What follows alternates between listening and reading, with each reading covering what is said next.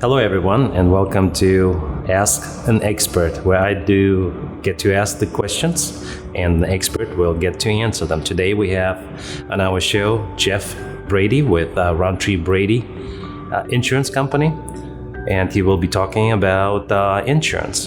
Jeff, welcome to our show. Tell us a little bit about yourself. Well, I appreciate you having me. Thank you so much for inviting me in today. My name is Jeff Brady with Rountree Brady Insurance. I've been in the industry for 16 years now, financial services for coming up on 20 at this point. Our agency focuses primarily on individuals, families, that sort of thing. So auto, home, liability protection.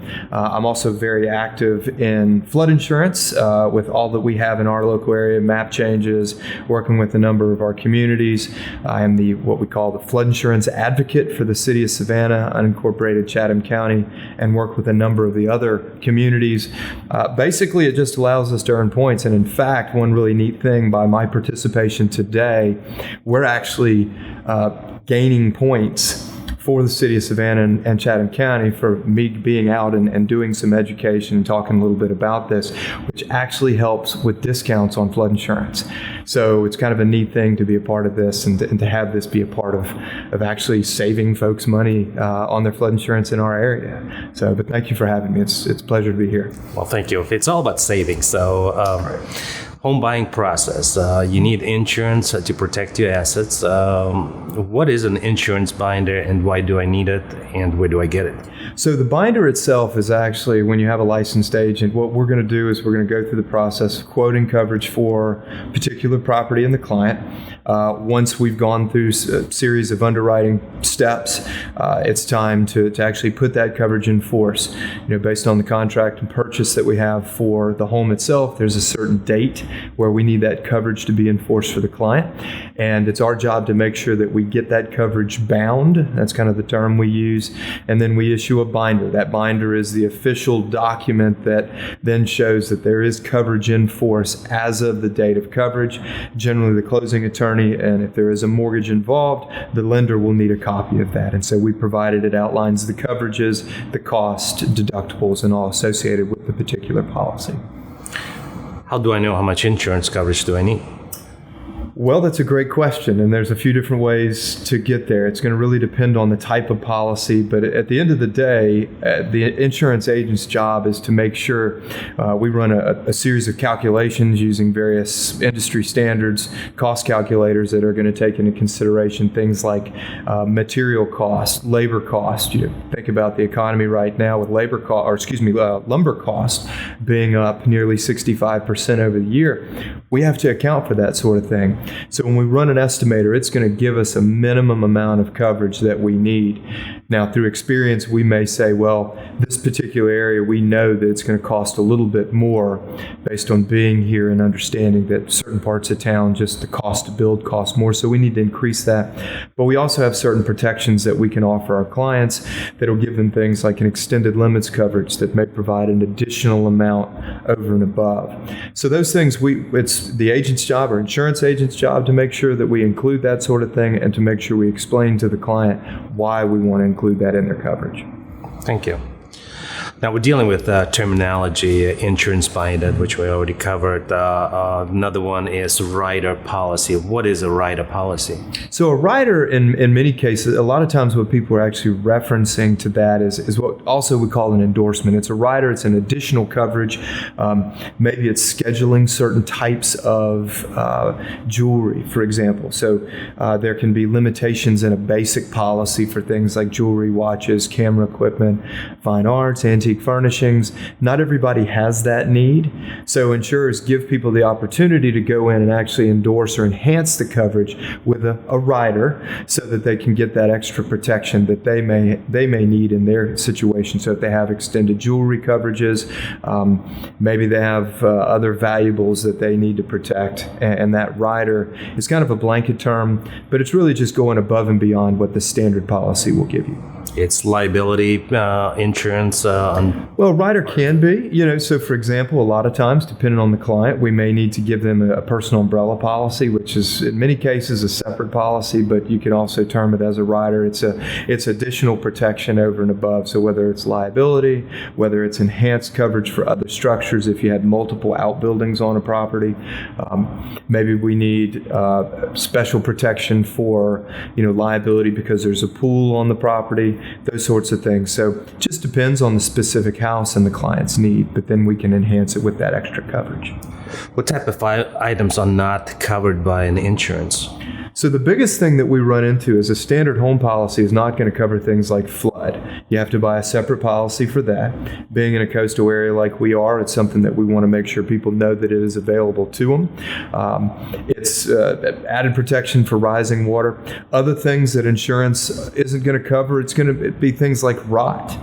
Things that take place over a period of time. When you think about insurance, it's not a warranty policy. It's not designed to, if my air conditioning unit breaks down because it's old, to cover me for that. But if it's hit by lightning, a tree falls on it, power surge, those sorts of things, that's where insurance comes in. You can, of course, buy a home warranty for those other types of things where it's breakdown. And then it's just a matter of being a homeowner, making sure that we're taking care of our property and keeping it up to speed, taking care of your maintenance. You'll hear the term deferred maintenance a lot of times. People aren't necessarily getting the painting done or the caulking. That can lead to problems. And of course, those types of problems that are damage that occur over a period of time, that's not typically covered under a home policy. Now, roof being one item that's covered by the insurance, what's the age of the roof and what the kind of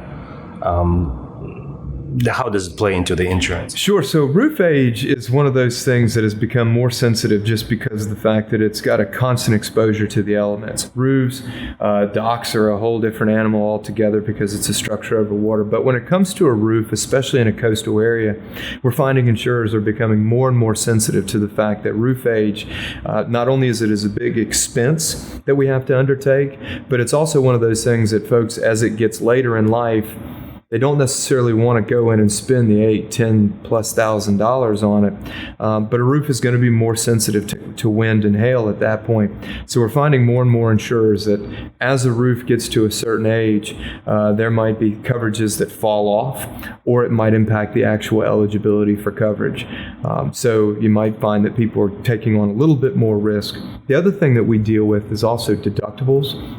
The deductible is going to be that thing that is what your financial responsibility is in a loss situation. So how much are you going to pay before your insurance kicks in? So most companies now, especially in our coastal areas, are going to have either a named storm deductible, a wind and hail deductible, tropical cyclone deductible, whatever the terminology is. It's a percentage of coverage. So if you have a $300,000 home and you have a 2% deductible, that means you're responsible for the first $6,000 in that scenario before the insurance kicks in. And I think one of the biggest things that people need to understand is exactly how much they pay and in what situation they're going to have to come up with those funds before the insurance starts to pay. Yeah, we definitely had our share of hurricanes here in the last years. What's normally the process when I have a liability, if I have a case of where I need the insurance to protect me? Well, I think the first thing to note is that most insurers are going to have some sort of a catastrophe line. It's a phone number because of the volume of claims that are going to come in. So your major insurers typically, beforehand, as if you're a property owner, you want to make sure you understand who am I supposed to call to get things going. Your local agent is probably going to be inundated with phone calls. They're going to try to do as best they can to be able to react to all of them. Take our agency, for example, with Hurricane Matthew 4 years ago. We actually had 1,100 claims as a result of the storm.